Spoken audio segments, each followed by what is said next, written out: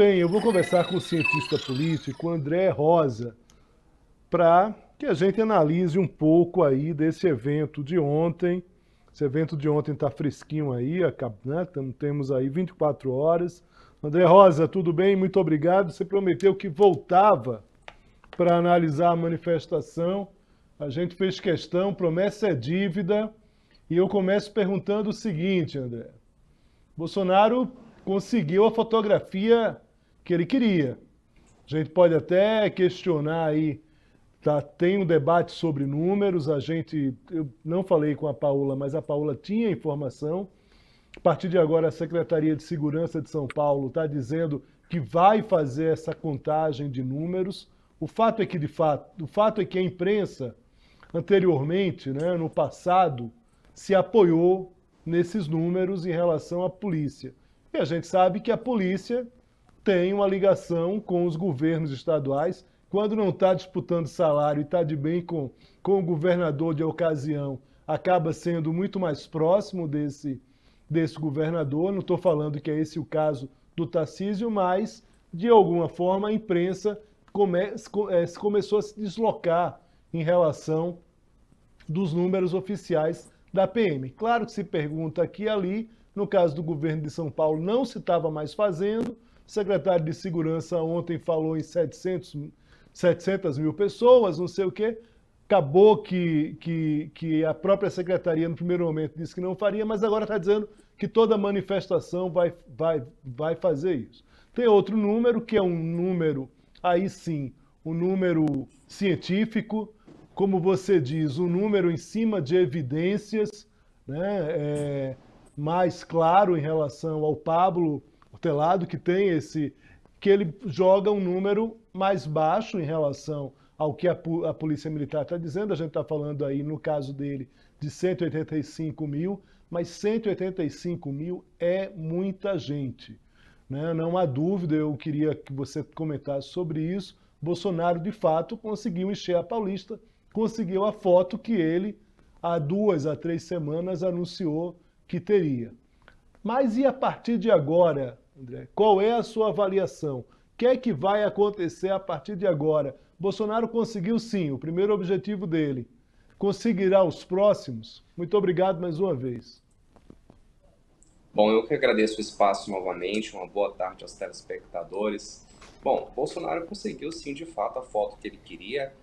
A gente pode até colocar como um contexto histórico, uma foto que vai entrar para a história. De fato, realmente, mesmo por baixo esse número de mais de 100 mil pessoas, 100 mil manifestantes, é um número extremamente expressivo. Como falamos na entrevista passada, Bolsonaro não está morto politicamente e isso se comprovou nessa manifestação. Eu até confesso que eu me surpreendi com a quantidade de manifestantes que estavam no local. Obviamente que o Bolsonaro, inteligente politicamente, em parte, mas em parte também precisa aprender um pouco com a vida e com a política, que algumas coisas não se falam. Ao ele admitir essa questão da minuta, alguns pontos são ligados. Ora, como que antes da posse ele pega um avião e vai para os Estados Unidos? É apenas um ego frágil para não ver o seu oponente tomando poder? Eu acho que é um argumento muito pequeno, tendo em vista tudo que aconteceu no dia 8 de janeiro e tendo em vista essas evidências que estão surgindo cada vez mais. Então, até usar um termo coloquial, mas ele foi um pouco burrinho politicamente ao falar algumas coisas. Né? Talvez no calor do momento se emocionou com a quantidade de manifestantes e acabou falando mais do que deveria. Agora, o que eu vejo todo ataque na política existe um contra-ataque e a oposição agora ao Bolsonaro vai fazer isso. E as falas dele nessa manifestação colocam ele numa situação complicada. A própria Polícia Federal já admitiu que vai utilizar, né, as palavras do Bolsonaro contra ele mesmo nas provas dos autos. Então, nesse momento eu vejo que esse evento na Paulista trouxe um custo jurídico muito, muito grande para o Bolsonaro, né? E também aí vai uma outra questão, né? Colocar a camisa da CBF não tem nada a ver com essa história, é o cúmulo do ridículo. Muito bem, André. A gente na sexta-feira da semana passada, a gente discutiu o seguinte: os políticos estavam ali para prestar solidariedade ao presidente mas também estavam de olho, né, nesse cesto de votos do ex-presidente Jair Bolsonaro, né?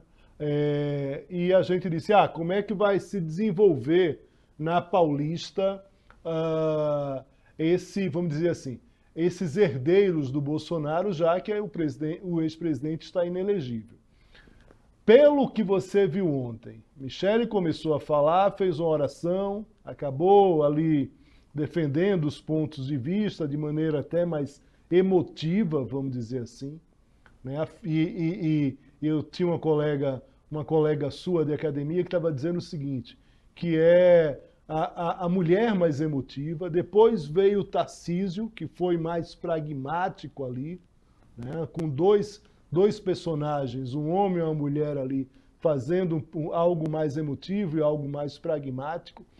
Praticamente dos governadores, Tarcísio foi que foi efetivamente ali, vamos dizer assim, tocado por Bolsonaro no sentido do próprio discurso, do tempo de discurso. Você teve ali os políticos também falando, e você também teve o Silas Malafaia, que foi o organizador do evento, determinado momento ali, alguns aliados ali mais próximos, eles tiveram até receio em relação ao tom do discurso de Malafaia, que de fato foi mais, vamos dizer assim, foi no tom a mais do que o de Bolsonaro, efetivamente.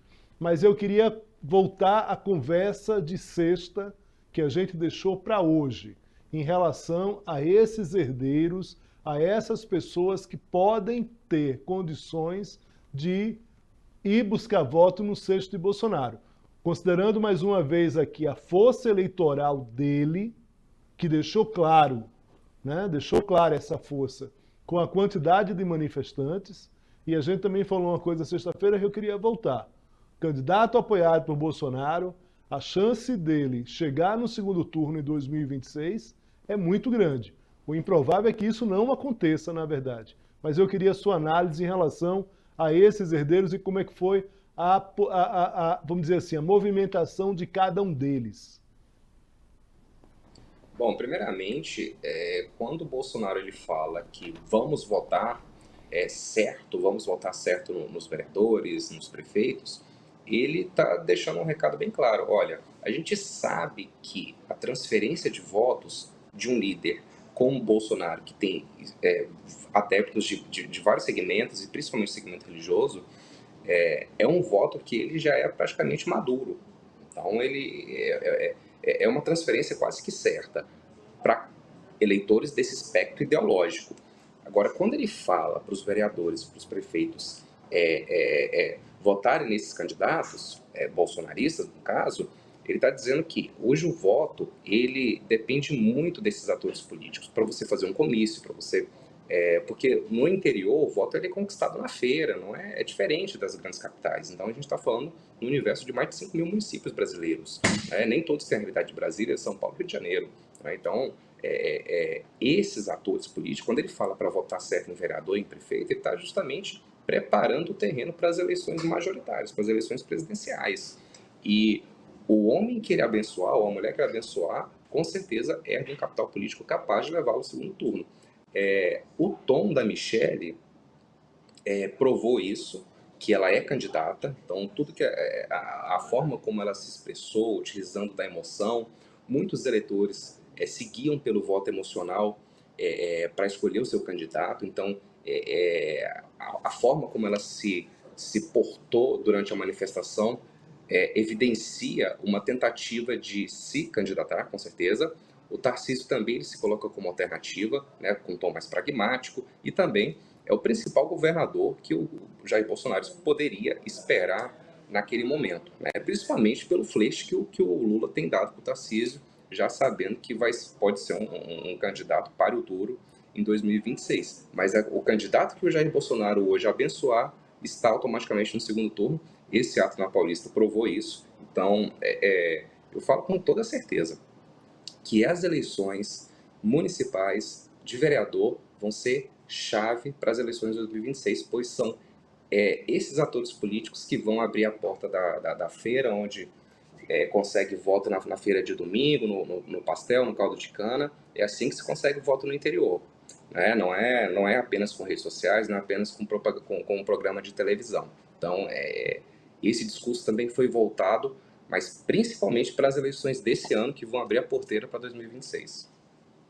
Muito bem. E, André, nesse caso específico desses herdeiros, queria continuar com esse tema a partir do governo, a partir do PT, a partir dos petistas. Hoje o presidente Lula foi questionado sobre a manifestação, acabou não respondendo, teve ali uma claque que acabou vaiando a imprensa, né, o que é muito curioso, porque a imprensa é vaiada pela claque, pela toda a claque não, evidentemente, mas por boa parte da claque do Bolsonaro, e hoje foi vaiada quando fez uma pergunta que é uma pergunta razoável, uma pergunta importante, uma pergunta óbvia. Como o presidente Lula viu a manifestação de ontem? É claro que todos viram essa manifestação de ontem.